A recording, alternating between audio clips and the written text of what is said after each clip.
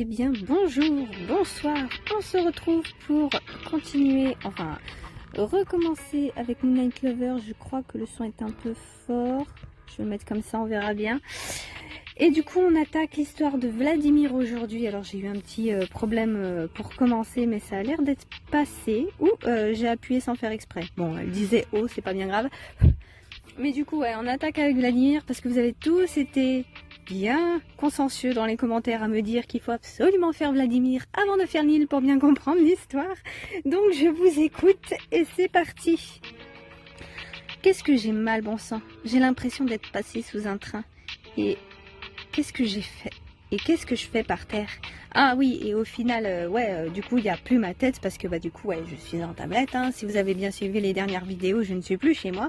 Mais du coup, j'ai trouvé une autre petite solution. Je pense que je vais vous mettre une petite photo juste là. Voilà, je venais de me péter le tibia. Profitez-en. Allez, c'est parti. J'ai rêvé ou bien j'ai pas piqué une sieste pour le plaisir de tester le carrelage? Ah, ça commence à revenir. Mais est-ce que je n'aurais pas rêvé? Ça me paraît totalement surréaliste. Et je ne comprends pas comment je suis arrivée ici. Je devrais peut-être commencer par vérifier si je suis seule. Tant pis si c'est risqué. J'ai besoin d'en avoir le cœur net. Et s'il y a vraiment quelqu'un, tu veux vraiment qu'il débarque, grosse maline? C'est sur la tête que je suis tombée. J'ai l'impression qu'on arrive avant qu'elle passe par la fenêtre, non? Ou c'est moi? Bon allez, on va mettre la A. Hey, il y a quelqu'un? Hey. Personne apparemment. Bon, de toute manière, ça a l'air vide. Il n'y a pas un bruit, autant explorer. Ouf, ça fait mal. Pourtant, ça a l'air d'aller. Je comprends toujours pas comment je suis arrivée là. J'ai l'impression de revoir ce grand type blond se pencher sur moi. Et après... Ah non, donc c'est après. Mais du coup, pourquoi on est dans le hall? C'est bizarre. Oh, un instant. La fuite, le grenier, le jeune homme assis dans un coin qui m'attaque et la vitre. Ouais, d'accord. On se retrouve juste dans un endroit complètement incongru et seul. Ok. Je suis vraiment passée à travers une vitre. Je revois le verre qui éclate, les éclats qui volent autour de moi. Je n'ai pu imaginer ça alors que je me rappelle de tant de détails. Enfin bref, je suis fatiguée. J'ai mal et de toute manière j'ai besoin de me reposer. Et de préférence pas étendue sur du carrelage. Je me rappelle de la jolie chambre à l'étage. Commençons par là. À moins que je n'explore un peu le rez-de-chaussée. C'est que j'ai quand même faim moi aussi. Ah, qu'est-ce qui est plus... qu'elle se repose de ses blessures ou qu'elle mange? Peut-être manger, ça lui redonnera des forces. Allez, on va se promener. Je n'ai pas eu le temps de découvrir vraiment le rez-de-chaussée et j'aimerais bien trouver à manger. Alors par contre, je pense que vous allez entendre des avions passer parce que là où je me suis arrêtée, il doit y avoir un truc d'atterrissage, un aéroport pas loin parce que j'ai plein d'avions qui passent et pas des petits. Hein. Allez, je vais d'abord essayer de trouver ça avant d'aller à l'étage. Par où commencer? Du coup là, non, ça c'est la bibliothèque. J'ai comme une impression de déjà vu. Ah c'est vrai, je me suis cachée ici. Et ces types avec les longs cheveux avaient enfoncé la porte. J'avais encore des doutes, mais je me rappelle trop précisément des événements pour que ce soit un rêve. Je ne dois pas être seule ici. Reste prudente. Oui, donc, elle est seule, mais elle reste quand même dedans, quoi. Je vais regarder si je trouve quelque chose dans les rayonnages. Il y a peut-être quelque chose dans les meubles. Dans les meubles, ouais. J'ai vraiment réussi à déplacer cette énorme chose. La peur me donne des ailes, il faut croire. Maintenant que je revois ça, je n'ai plus aucun doute. Et ce n'était pas un rêve. Cette pièce doit contenir des tas d'indices sur ce que faisaient mes parents. Je reviendrai une autre fois. Ok, donc cette fois-ci, et... Ah mais je peux même pas y aller, ok. Donc grand salon. Je n'avais pas encore essayé cette porte. Voyons donc ce qui se cache derrière. Waouh, c'est quelque chose. Cette pièce est incroyable. C'est fou que papa et maman aient pu accumuler autant de choses d'époque. Mais c'est vrai qu'en tant qu'historien, ils devaient préférer les meubles avec une histoire. Je préfère moi aussi les lieux d'époque. Je me sens surtout à l'aise dans le monde moderne. Ah non, moi, je préfère ça, c'est plus joli, ça a plus de caractère. Je me suis toujours sentie plus à l'aise dans les endroits anciens. J'aurais bien aimé connaître d'autres époques, d'autres cultures. Le monde moderne paraît presque fade en comparaison. En tout cas, ça fait du bien d'avoir un peu de lumière et d'espace. C'est la plus grande pièce que j'ai vue pour le moment dans ce manoir. On doit être bien ici en hiver pour lire. Dommage qu'il fasse nuit et que je ne puisse pas voir le jardin. Ça me rappelle tout à l'heure... Ouf, pardon. Bon, je n'ai pas trop envie de me remémorer cette scène sinistre. Je préfère continuer à explorer les lieux. Voyons la suite. Du coup, là c'est le petit salon. Et après, normalement, je peux accéder à la cuisine, non? Oh, c'est encore mieux ici. Ça a l'air très douillet. Il y a une cheminée. C'est vrai que je n'ai pas vu de radiateur. Je présume que ça sera à l'ancienne. Il va falloir que j'apprenne à faire du feu, sans faire partir le manoir en fumée de préférence. C'est dingue comme elle est tranquille alors qu'elle soupçonne qu'il y ait quelqu'un. Hein. Ah, enfin la cuisine. Tiens, ça a l'air beaucoup moins bien entretenu que le reste du manoir. Il y a de la poussière partout. C'est vraiment étrange. Je commençais à être sûre que l'endroit était maintenant maintenu en ordre. C'est curieux de ne pas s'occuper de la cuisine. Mes espoirs de trouver à manger s'amenuisent. Les placards sont tous vides, c'est pas vrai. Il va falloir que je retourne en ville pour tout acheter. Bon, et bien tant pis, on réglera ça demain. Je suis trop fatiguée pour ce soir. Je veux un lit. Allons à l'étage. Bon, tout ça pour rien quoi. Merde, je me suis plantée. Donc ça, hall et à l'étage. Tout m'est familier. Le décor, ce manque de lumière, cette angoisse aussi. Je me sens mal à l'aise. J'espère que ça ira mieux quand le jour sera levé. Je crois que la chambre était de ce côté-ci. C'est mon seul point de repère dans ce grand capharnaüm. J'angoisse d'explorer le reste de l'étage, maintenant que je me rappelle de tout ce qui s'est passé. Qu'est-ce que je dois faire? Est-ce que je suis en danger? C'est que maintenant que tu te poses la question, ça fait presque 10 minutes et ça fait que maintenant qu'elle se dit je sais pas, je suis pas sûre. Hein. Je me rappelle tellement bien des voix de tous ces hommes, surtout celle du grand blond. Je ne sais pas s'il me détestait ou s'il essayait vraiment de m'aider, mais lorsqu'il m'a proposé de me sauver et la douleur, je croyais qu'on ne souffrait pas dans les rêves. Pourtant, je me souviens parfaitement des éclats de verre, de l'odeur des fleurs et qu'il s'est penché sur moi. Tiens, j'ai l'impression de retrouver leur parfum d'ailleurs. Mais comment? Le jardin est loin. Et ça me rappelle plutôt de mauvais souvenirs, même si elles étaient très belles et un peu comme mon sauveur. C'est fou comme je me souviens de chaque détail. Ça a l'air si...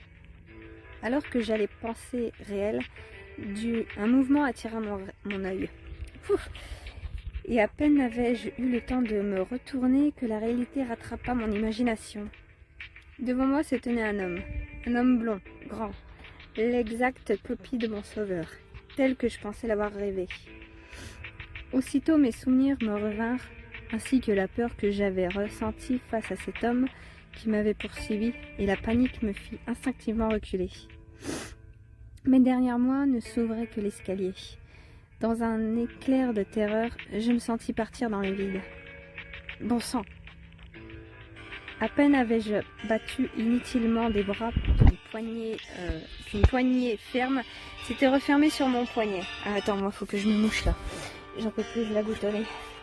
Vous me pardonnez cette interruption pour un mouchage. Vous allez m'entendre me moucher d'ailleurs.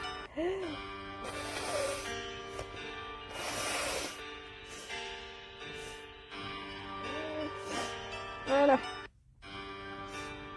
Ouais, et du coup, autre petit nouveauté dans ce nouveau format, hein. Vu que je peux pas faire de cut, vous allez entendre ce genre de choses. Donc j'en étais à mon poignet. Je basculais en avant et sans aucune douleur, je me retrouvais étalée par terre, le nez dans le tapis qui me râpa désagréablement le visage. Attendez, je vais baisser, j'ai l'impression que c'est un peu fort quand même. À garde, je n'eus pas le temps de me redresser que l'homme m'avait attrapé de nouveau et me remettait sur pied si brutalement que je ne pus retenir une exclamation. « Seigneur, vais-je devoir consacrer tout mon temps à vérifier que votre misérable carcasse ne vole pas dans les escaliers? Par quel miracle avez-vous survécu jusqu'ici ?» par toi. Réfléchis. Qui êtes-vous? Que faites-vous ici? Et lâchez-moi. Il me regarde d'un air si agressif que je ne sais même pas quoi répondre. J'en sais rien, moi. Eh bien, on ne vous a jamais dit qu'il était impoli de fixer les gens sans rien dire. Je ne compte pas m'éreinter à vous apprendre la politesse en plus de vous avoir sauvé. Me sauver? Mais alors, c'était réel? Tout était réel? Qu'est-ce que vous m'avez fait? Que s'est-il passé? Comment ça, réel? Bien sûr que votre ridicule fuite était réelle. Pour notre plus grand malheur à tous, nous voilà condamnés à vous supporter et vous garder ici. Pardon. Vladimir, qu'est-ce qui t'arrive? Il est beaucoup moins sympathique. Me garder ici? Je ne suis pas votre prisonnière. Tiens donc, que cela vous plaise ou non, vous allez devoir rester. Et n'espérez pas nous déloger de ce manoir. Nous allons bien être obligés de cohabiter, et selon mes règles. Oh, Rester prisonnière de ce type glacial, mesquin et agressif, hors de question. Il peut rêver. Il faut que je réussisse à m'en aller. Les seules règles qui tiennent ici, ce sont les miennes, et je ne laisserai jamais personne m'enfermer. Quel intérêt pour vous de me garder ici, puisque je semble vous insupporter à ce point? Qu'est-ce que je vous ai fait? On va mettre la B. Par où pourrais-je commencer? Sans doute par le temps considérable que j'ai perdu à vous courir après. Vous pensez que je n'ai que ça à faire? Comme je m'y attendais, trop occupé à partir dans une envolée méprisante à mon égard, il relâcha imperceptiblement sa poigne sur mon bras. Je n'avais pas besoin de plus. Un grand coup d'épaule et je filais comme une flèche dans l'escalier, sans me retourner, droit vers le hall et ma liberté. Qu'est-ce que... Revenez immédiatement. Non. J'avais traversé si vite le hall que je ne le perçus qu'en contour flou et vague. La réalité m'apparut soudain. La porte était toujours verrouillée. Ah, je sais. Je peux passer par les portes-fenêtres de la cuisine. Elle donnait sur un jardin vite. Ah, cuisine, ici. Bingo, je me rappelais bien ces grandes fenêtres, pourvu qu'elles soient ouvertes. Ignorant la poussière que je soulevais à mon passage, je gagnais les fenêtres pour agripper les vieilles poignées de laiton noircies par le temps et les tourner brusquement. Avec un grincement sinistre, mais qui sonna comme de la musique à mes oreilles, les portes s'ouvrirent toutes grandes, un souffle d'air agita mes cheveux. J'étais dehors. Je distinguais ce qui semblait être un jardin, et au-delà, la forêt par où j'étais arrivée. Ma liberté était plus proche que jamais, et je m'élançais à travers la pelouse alors que des pas résonnaient dans le hall. Mon poursuivant me suivait de près. La traversée de la pelouse me parut durer un millier d'années. La peur, mes poumons qui me brûlaient, le froid de la nuit qui giflait mes bras nus, et mon visage dans ma course. J'avais l'impression qu'à tout instant, la poigne rude de cet homme allait de nouveau se refermer sur moi et me ramener au manoir. Hors d'haleine, j'atteignis un portail qui me semblait prometteur. L'idée de mettre une porte entre moi et mon poursuivant n'était pas pour me déplaire et me ferait gagner de précieuses secondes. Sans hésiter, je m'engouffrai par l'ouverture et continuai ma route, veillant à la fermer derrière moi. Au-delà du portail, je fus alors accueilli par un luxuriant jardin dont la beauté me frappa malgré l'urgence de la situation. C'était la chose la plus belle que j'avais vue depuis mon arrivée en ces lieux lugubres. Une sensation de paix m'étreignit malgré moi. En d'autres circonstances, comme j'aurais aimé m'arrêter quelques instants ici et admirer cet endroit. Mais le murmure lointain de pas précipités me rappela la situation dans laquelle je me trouvais, et mes pieds s'élancèrent à nouveau. Il me fallait trouver un accès vers la forêt. Le mur! Le mur! Un choc terrible m'ébranla alors, comme si j'avais percuté un mur invisible. Je me sentis partir en arrière, telle une balle qui rebondit contre un mur, et je m'effondrai au sol, complètement sonné. Qu'est-ce qui s'est passé? Qu'est-ce qui m'arrive? je ne peux plus me relever. Oh Minette, t'es de retour. Oui, pardon, rien à voir. Oh non, ça me rappelle quand je suis tombée à travers la fenêtre. C'est ici que je suis tombée. Je reconnais ces fleurs. Je reconnais tout. Je reconnais cette marque de mon corps dans les fleurs. Et je l'entends qui vient. Qu'est-ce qui va m'arriver? Pourquoi est-ce que je ne peux pas bouger? Telle une apparition fantomatique au milieu de ce jardin luxuriant, je pus voir à mon grand désespoir mon poursuivant émerger des arbres et se diriger vers moi d'un pas tranquille. Jamais je n'avais vu quelqu'un à l'air aussi exaspéré, et mon angoisse se décupla. En même temps que ma colère, j'avais échoué à fuir, mais sans comprendre pourquoi. Ah, tu vas vite comprendre. J'ai eu des limites moins rétifs que vous. Debout maintenant. Non, j'ai eu des limiers moins rétifs que vous. Debout maintenant. Je peux bouger à nouveau. Mais qu'est-ce que vous m'avez fait? Qu'est-ce qui s'est passé? Répondez-moi. Je suis certaine qu'il y est pour quelque chose. Mais qu'est-ce qu'il m'a fait? Qu'est-ce que ça a un rapport avec mon sauvetage? Elle commence à comprendre, c'est bien. Alors que je me relevais, l'homme m'observa, les sourcils froncés, comme s'il attendait à ce que je lui aboie dessus. Mais il me semblait plus sage de garder le silence et le laisser parler. À quoi bon m'énerver? Il est déjà assez énervé comme ça. C'était ce qu'il attendait de moi, et je ne voulais pas lui donner ce plaisir. Autant mettre les choses au clair tout de suite. Pour commencer, c'est la dernière fois que je vous ramène par le col. S'il vous prend encore l'envie de voir jusqu'où va le mou de la chaîne, libre à vous, mais ça finira toujours comme ça. Comment? Mais de quoi est-ce que vous... Silence. Non mais bon sang, qu'est-ce qu'il est désagréable. J'avoue, putain, Vladimir, tu commences très très mal ce let's play. Oh là là, j'ai jamais eu un accueil comme ça. Et croyez-moi, je me moque de vous laisser le nez dans le carrelage des heures durant. Ensuite, je vous déconseille de tenter une nouvelle grande évasion. Vous avez eu un petit avant-goût de ce que ça donnerait. Mais bon sang, pour la dernière fois, qui êtes-vous? Qu'est-ce qui se passe ici? Écoutez, si j'ai bien compris, vous n'avez pas envie de partir, très bien. Manifestement, vous n'avez pas plus envie que moi que je reste ici. Alors pourquoi m'effrayer avec ces histoires? Mais bon sang, pour la dernière fois, qui êtes-vous? Qu'est-ce qui se passe ici? Ouais, on va un peu s'énerver nous aussi.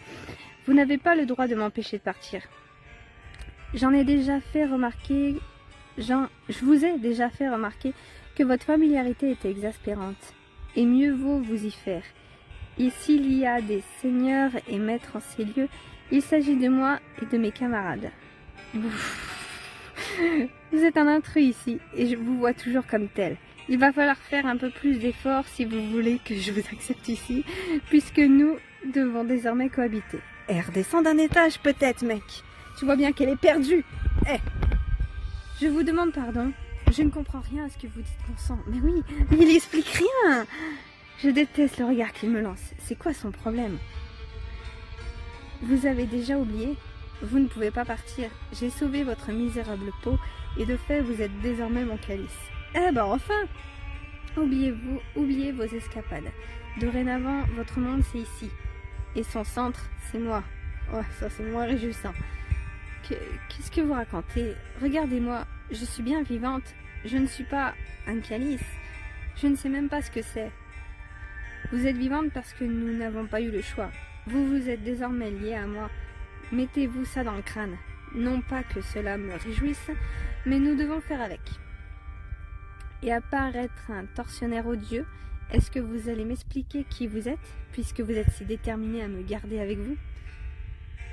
Je vois bien que tu n'aimes pas qu'on te réponde, mais ça te fait les pieds. Est-ce que je vais vraiment être obligée de rester avec lui? Est-ce que je suis vraiment coincée ici? Vos bavardages ne cessent donc jamais, soit. Réglons cette partie. Je m'appelle Vladimir. Inutile d'être si désagréable pour vous présenter. J'ai bien compris l'opinion que vous avez de moi. Très bien, nous aurions peut-être pu commencer par là, non? J'avoue.